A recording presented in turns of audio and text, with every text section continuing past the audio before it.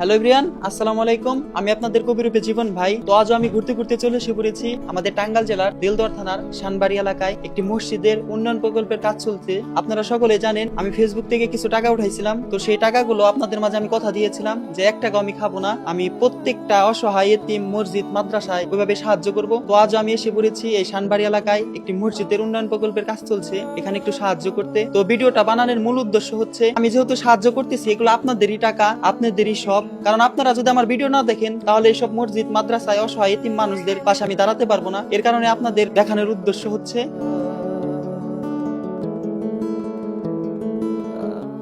মসজিদ শব্দটা ছোট, কিন্তু এর ভেতরে লুকিয়ে আছে একটা জাতির ঈমান, একটা গ্রামের আস্থা আর অসংখ্য মানুষের অশ্রু ভেজা দোয়া। আজ আমি কথা বলছি দেলদুয়ার শানবাড়ি মসজিদ নিয়ে, একটা নীরব মসজিদ যার কষ্টের গল্প কেউ শুনে না। এই মসজিদের চারপাশে বসবাস করে বিভিন্ন ধর্মের মানুষ, কিন্তু মাঝখানে দাঁড়িয়ে থাকা এই মসজিদটি আজ ডেকে চলে, এসো আল্লাহর সামনে মাথা নত করো। এই মসজিদের গ্রামের কিছু সংখ্যক মানুষ নিয়মিত নামাজ পড়ে, ইবাদত করে, আল্লাহর কাছে কান্না জুড়ে দেয়। কিন্তু দুঃখের বিষয় হলো এই আল্লাহর ঘরটি আজ উন্নয়নের অভাবে অন্ধকারে পড়ে আছে। অনেক দিন ধরেই প্রয়োজন ছিল কাগজের, কিন্তু ছিল না টাকা। অনেক স্বপ্ন ছিল, কিন্তু পকেট ছিল খালি। তবু এই গ্রামের মানুষ হাল ছাড়েনি। আপনারা যদি দেখতেন রাতের অন্ধকারে দিনের ক্লান্ত শরীর নিয়ে ছোট্ট ছেলে থেকে শুরু করে বয়স্ক মানুষ পর্যন্ত রাজমিস্ত্রিদের পাশে দাঁড়িয়ে কাজ করছে, কারণ তারা মিস্ত্রির মজুরি দিতে পারে না, তারা নিজেই শ্রম দিচ্ছে। এটা কোনো নাটক না, এটা বাস্তবতা, এটা গরিব মানুষের ইমানের লড়াই। এই দৃশ্য দেখলে প্রশ্ন জাগে, আমরা কি পারি না একটু সাহায্য করতে? আমরা কি পারি না এই আল্লাহর ঘরের পাশে দাঁড়াতে? আজ আমি বিনতি ভাবে দেলদুয়ার থানার আশেপাশের গ্রাম প্রবাসী ভাই বোনদের দৃষ্টি আকর্ষণ করে বলছি, সবাই টাকা দিতে পারবে না আমি জানি, কিন্তু সবাই চাইলে 1 বস্তা সিমেন্ট কিংবা 2 বস্তা সিমেন্ট কিংবা সামান্য সহযোগিতা করে এই মসজিদের কাজকে নতুন গতি দিতে পারে। মনে রাখবেন, মসজিদের জন্য দেওয়া দান কখনো ক্ষতি হয় না। এই দান আপনার রিজিকের বরকত আনে, সন্তানের হেফাজত হয়, আর কবরের অন্ধকার আলো হয়ে দাঁড়ায়। আজ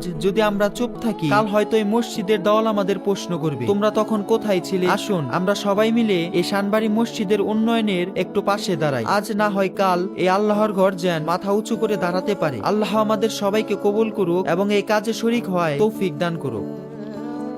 তো ভালোবাসার মানুষেরা, আমি কথা দিয়েছিলাম যে ফেসবুক থেকে যে কয় টাকা ইনকাম করব সবগুলো টাকা মসজিদ, মাদ্রাসায় দিয়ে দিব। তো সেখান থেকে আজও আমি 1000 টাকা দিয়ে দিলাম এই মসজিদের কাজে। তো আপনারা যারা এই মসজিদে 1 বস্তা 2 বস্তা যে যা পারেন সিমেন্ট দিয়ে, টাকা দিয়ে হেল্প করতে পারেন। আসসালামু আলাইকুম ওয়া রাহমাতুল্লাহি ওয়া বারাকাতুহু। ইন্নাল হামদুলিল্লাহ নাহমাদুহু ওয়া নুসাল্লি আলা রাসূলিল কারীম, আম্মা বা'দ। সকল প্রশংসা সেই মহান রবের জন্য, যার অশেষ মেহেরবানিতে আমরা আজকে এখানে অল্প কয়েকজন মুসলিম ভাই একত্রিত হতে পেরেছি। আপনারা অবগত আছেন দেলদুয়ার উপজেলার সদর ইউনিয়নের শানবাড়ি গ্রামে অবস্থিত।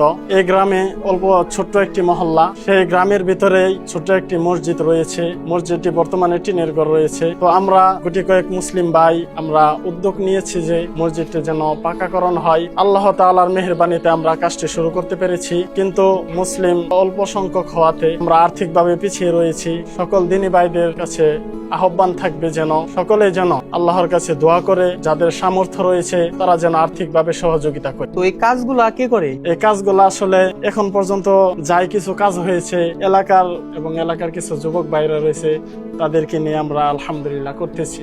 নির্ধারিত কোনো যোগালী মিস্ত্রি নাই? না না, শুধু আপনারা গ্রামবাসী সবাই মিলে এই কাজগুলো করতেছে? এলাকার একজন ভাই রয়েছে, উনি এগুলো কাজ পারে, উনি আমাদেরকে সহযোগিতা করতেছে এবং কি উনি সারাদিন পরিশ্রম করে রাতে আমাদেরকে সময় দেয়, সেই সময়টুকুর মধ্যে আমরা কাজ করতেছি। তো ভালোবাসার মানুষেরা দেখেন কতটুকু নিচে পড়ে গেলে ওই রাজমিস্ত্রি কাজ করার টাকা দেওয়ার মজুরি নাই দেখে ওনারা এলাকাবাসী ছোট বড় সবাই মিলে এই মসজিদে কাজ করতেছে।